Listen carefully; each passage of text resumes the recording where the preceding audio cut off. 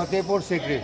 लेकिन फतेहपुर सीकरी ये एक छोटा सा टाउन है, आगरा इसका डिस्ट्रिक्ट होता है, लेकिन फतेहपुर अलग है, सीकरी अलग है। राजस्थान में योद्धा जो लोग होते हैं उनको कहते हैं राजपूत सिकरवार। सिकरवार लोग 12वीं शताब्दी में गांव को बसाए तो वो सीकरी नाम दिए। 1573 में इधर आ जाओ, 1573 में राजा अकबर दक्कन को जीते। लेकिन मुग़ल ये सेंट्रल एशिया के लोग थे, तो उनका जो लैंग्वेज था वो पर्शियन था, तो जीतने के लिए पर्शियन भाषा में भी फतेह कहते हैं, उर्दू में भी फतेह कहते हैं। तो अकबर राजा दक्कन को जीते, जीतने के बाद आउटसाइड एक टाउन बसाया, नाम दिया फतेहपुर, जीता हुआ शहर। सीकरी पुराना गांव, तो ये दो जगह को मिला के बोलते हैं फतेहपुर सीकरी। लेकिन फतेहपुर सीकरी जो मोनूमेंट्स हैं ये राजा अकबर बनाए। मुग़ल के 3rd एम्परर थे, मुग़ल में फर्स्ट बाबर, बाबर के बेटे हुमायूं, हुमायूं के बेटे अकबर, अकबर के बेटे जहांगीर, उनके बेटे शाहजहां जो ताजमहल बनाए। लेकिन फतेहपुर सीकरी का जो निर्माण है वो राजा अकबर की है। यहाँ आने से पहले राजा अकबर आगरा में रहते थे। उनके 3 रानियाँ थी अलग अलग धर्मों से। सबसे पहले अकबर राजा की जो रानी थी मुस्लिम थी, उनका नाम था रुकैया, लेकिन टर्किश थी इसलिए उनको टाइटल था टर्की सुल्ताना। राजा अकबर की दूसरी रानी थी जोधाबाई, वो थी जयपुर से। कुछ हमारे इतिहासकार लोग ऐसा मानते हैं उनकी एक क्रिश्चियन रानी थी मरियम, जो गोवा की रहने वाली थी। 3 रानियों के साथ राजा आगरा में रहते थे। रानियों से संतानें होती थी लेकिन जीवित नहीं रहती थी। राजा का एज 27 साल हुआ तो राजा थे संतान के लिए चिंतित हुए। अच्छा, राजा अकबर सभी धर्मों को मानते थे, तो राजा अकबर रानी जोधा के साथ संतान के लिए वैष्णो देवी गए, ज्वाला देवी गए, प्रार्थना की, संतान नहीं मिली। उसके बाद राजा अकबर अजमेर गए। अजमेर का नाम सुना आप लोग? बहुत बड़ी दरगाह है, उनका नाम ख्वाजा मोइनुद्दीन चिश्ती। तो अकबर राजा ने अजमेर में जाके प्रेयर की, लेकिन राजा को संतान वहाँ से भी नहीं मिला। लेकिन अजमेर में राजा को एक स्वप्न हुआ।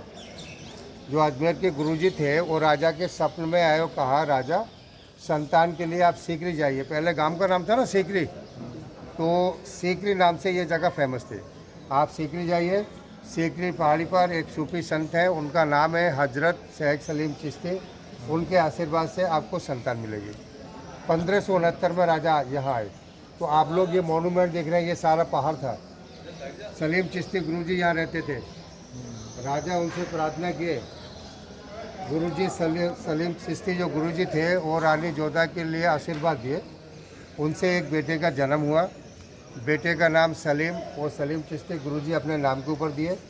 घर में कहते थे शेखू बाबा। राजा हुए तो उनको टाइटल हुआ जहांगीर।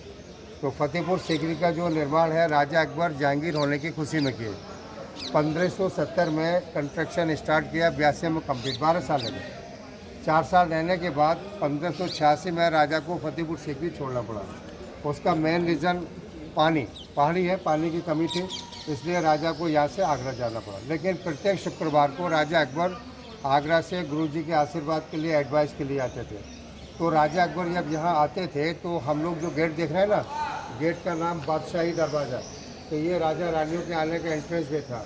उधर देखिए सामने हम लोग जो गेट देख रहे हैं उसका नाम आजा, बुलंद के माने ऊंचा, दरवाज़ा माने गेट, बड़ा गेट। राजा अकबर चांद देवी से अहमदनगर को जीते 1601 में।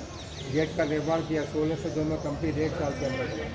गेट का जो हाइट है प्लेटफॉर्म से ऊपर टॉप 134 फीट हाइट, नीचे से बॉटम टू टॉप 176 फीट। तो ये वर्ल्ड फेमस गेट है। अच्छा देखिए, राइट कॉर्नर पर हम लोग जो वाइट बिल्डिंग देख रहे हैं, ये सलीम चिश्ती गुरुजी की दरगाह है, उनकी समाधि है। तो पहले गुरुजी वहाँ रहते थे, लेकिन जब गुरुजी का देहांत हुआ तो उनकी जो समाधि है वो राजा अकबर लाल पत्थर से बनाई, क्योंकि बेटों को कहते हैं ना वो मेरे लाल। तो देखिए सारा कंस्ट्रक्शन लाल पत्थर से। तो गुरुजी का जो टोम है वो राजा अकबर लाल पत्थर से बनाए। लेकिन 1605 में राजा अकबर का देहांत हुआ। उनके जो बेटे थे सलीम, जहांगीर के नाम से राजा हुए, उनको वाइट मार्बल पसंद था। तो गुरुजी का जो समाधि है वाइट मार्बल से जहांगीर की है 1619 में। सामने देखिए जो पिलर हैं अंदर से हॉलो हैं, जैसे पाइप होता है ना, बाबा की छत का जो बरसात का पानी है वो सब पिलर से नीचे आता है। देखिए हॉल देख रहे हैं आप लोग, पास में जाके देखेंगे दोबारा से, वो सारा पानी उस हॉल से नीचे गिरता था। उसके अंडरग्राउंड एक नाली है, वहाँ देखिए सामने अंदर नीचे ने ग्राउंड पानी का टैंक है। सारा पानी गुरुजी की रूफ का वहाँ से उस टैंक के अंदर आता है, आज भी आता है। लोग प्रसाद समझकर पीते हैं। चारों तरफ देखिए वाइट मार्बल लेके की इसकी जालियाँ हैं, हर एक जाली का डिज़ाइन अलग अलग है। अंदर जब आप गुरुजी के टूम के अंदर जाएंगे तो गुरुजी का जो ग्रेव है उसके ऊपर एक छत्र फ्रेम है, चंदन की लकड़ी से बना है, सीप का काम है। उस ज़माने में जो सीप है उसकी जो कीमत 7 लाख रुपए थी, 8 साल में बनकर तैयार हुआ।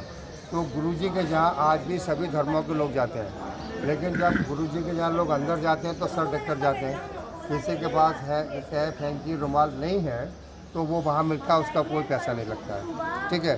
तो हम लोग जब दरगाह पर जाते हैं या मंदिर जाते हैं तो उसमें प्रसाद होता है।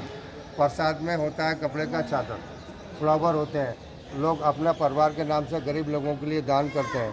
3 तरफ वहाँ जालियाँ हैं, जाली के अंदर मनोकामनाओं के लिए लोग डोरियाँ बांधते हैं। एक आदमी वहाँ 3 मनोकामना करता है, एक अपने लिए, एक घर वालों के लिए, एक किसी और के लिए। अच्छा पढ़ाई के लिए, नौकरी के लिए, शादी के लिए, संतान के लिए, दुख के लिए, तकलीफ के लिए।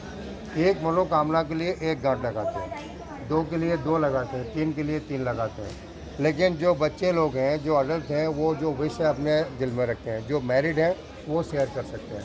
लेकिन जब लोगों की विश पूरी हो जाती है, मनोकामना पूरी हो जाती है, जहाँ लोग रहते हैं वहाँ 1-2 गरीब लोगों को भोजन करा देते हैं।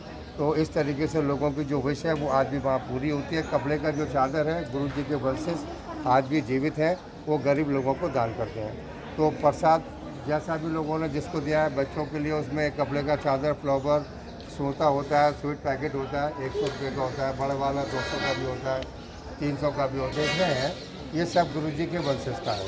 गुरुजी के वंश के लोग आज भी जीवित हैं। जब उनका देहांत होता है तो यहीं उनकी समाधि बनाते हैं। ऊपर देखिए छोटे छोटे जो आप लोग मिनरेट देख रहे हैं, ये चारों तरफ ऑल राउंड्स हैं। ये सब कैंडल लाइट के लिए, अभी तो इलेक्ट्रिसिटी है, लेकिन उस ज़माने में मसाले होते थे, दिए होते थे रोशनी के लिए, तो वो सब वहाँ लाइट के लिए थे। तो अभी हम लोग गुरुजी के दर्शन के लिए जाएंगे और गुरुजी की तरफ से यहाँ ये प्रसाद डाले होते हैं, ये आपको समझाएंगे किस तरीके से लोग विश करते हैं। फिर मैं आपको लेकर चलता हूँ। सारे लोग इधर आ जाइए।